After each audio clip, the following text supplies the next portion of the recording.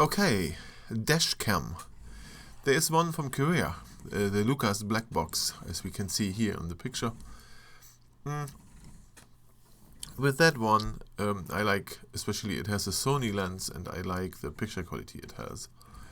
Now, on the download tab here, there is the viewer program for this, and this is what this review is about. They have one now for Mac. I downloaded that last week, and there was some issues. Now they have released a new version, the viewer version 184. Okay, but the package says 186. I think this is what I downloaded, 186, and I installed this on my computer.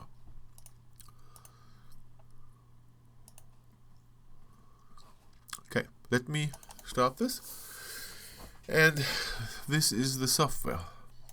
Let me go there. This is the software. It opens the size. The resizing of this window does not work quite well. Resizing is not so great.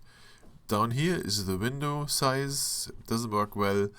The full screen only does full screen for the video, but not for the app itself.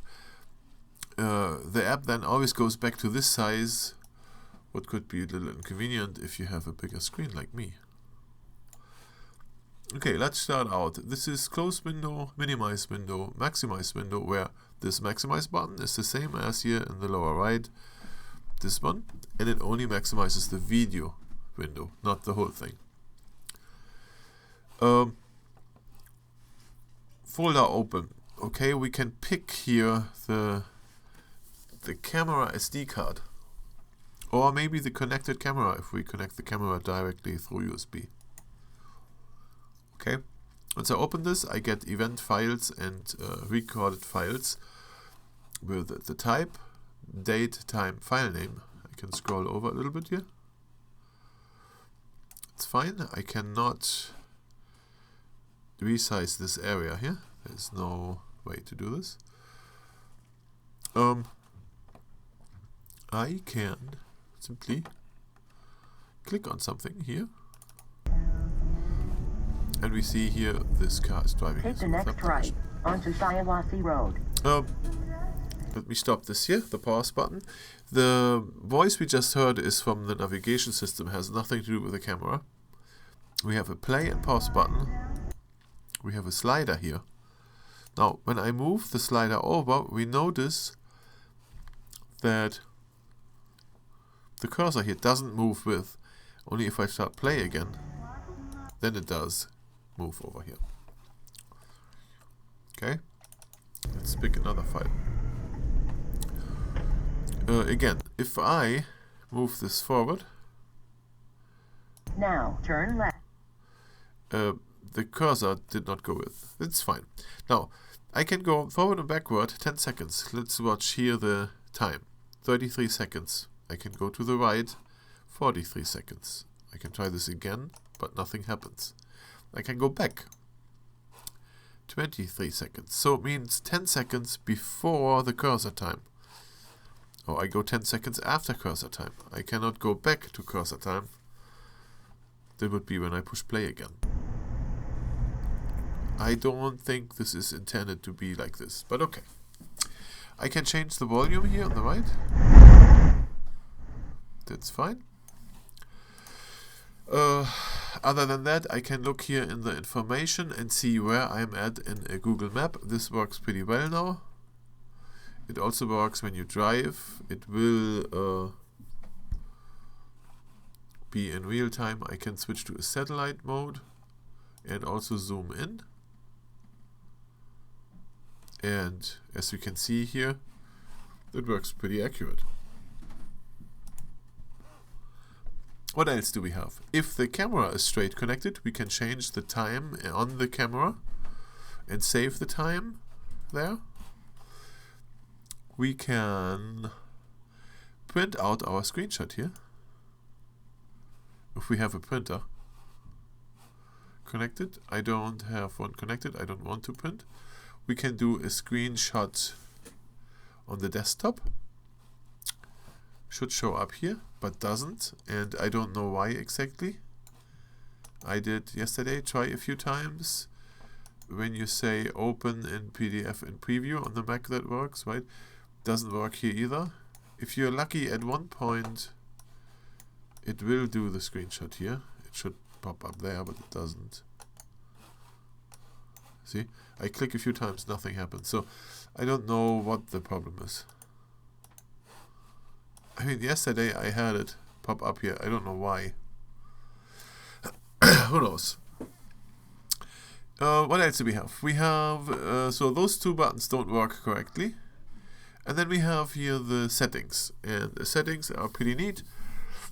There's a bunch of things like video settings, basic settings. I don't know what to explain much. We have to, for example, the security LED can be turned on and off. Security LED, we can look this up here. This camera, what pops up, has a blue LED in here up front, and this thing will blink when the vehicle is in park mode. That's what that switch turns on and off. There we see the security LED. We have GPS settings. I am here in Michigan, is -5 GMT in summertime right now. We have additional settings where we modify how much memory on the SD card is used for what, for events, for always movies. We have to understand when the card is full, it will override the earliest files again, so it records in the circle. It does it with events and motion events, and here I can select with those sliders how much memory I assign for those things. I have a setting for the night for the brightness of the camera here. If I'm in a SUV, if the camera is in there in the high location or lower one, I can turn audio on and off. I can listen to this thing telling me the hour every hour in a few languages. And then last not least, I have an information sheet where it has time and date, and every 5 seconds it records something like the position, the location, the mileage, current speed, maximum speed on the drive, yeah, battery voltage and stuff. So you can export this to some other program or to Excel sheet or whatever. That also works good here on the Mac. So if I say export, it wants to put it here. It puts it on the card now. That's okay with me. And we have a CSV file in there. Yeah, this was it. I like this camera a lot. The picture quality is very good. There is a few little flaws here with the software. As I said, the forward, backward scroll, the speed could be nicer. Screenshots are not that great, but I mean, it's a Mac, so pulling out the screenshot with Shift Command $, and then running a screenshot like this should be not so difficult for a Mac user. So this is really not necessary. What I would love to see in the future for the software would be maybe an export function that I can export this video onto the Mac, because as it is right now, let me see this here. Here, there's my screenshot all of a sudden. And that was not the one I was just taken. Or is it? No, it was the one I just took. Okay, so here, there's my CSV file.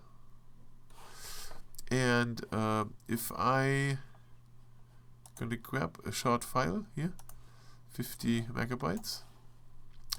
On the Mac, I cannot play this unless I have VLC. If I want to use it in Final Cut Pro or something to cut there around, it's not gonna work. I need a video converter for this. I bought this one, BroSoft. Here, let me get this out. BRORSOFT.com.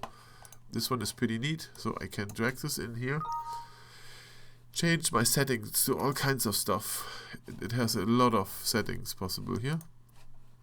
I have my own here in the moment, so I convert this thing to MPEG-4 with 720p, 1280 by 720. So it changes a little, it saves it on my desktop. Once this conversion is done, I can play this thing with QuickTime and use it in Final Cut or whatever I have for a program. This now takes a little longer because it also downsizes the video. We see here the generated size. In regard to the size of all those videos, here, this is the video now. Get info, 60 megabyte wide. Double click for 1 minute. There we see. So we see here everything is down here in the file. This is very neat, time and distance driven and whatever. If we look again on the card in my Always movie thing, we see we are talking about 200 megabyte per segment.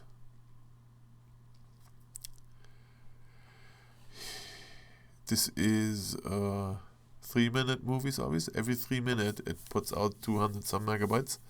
So there is a lot of data coming together. But yeah, so it's a very nice camera. I like it.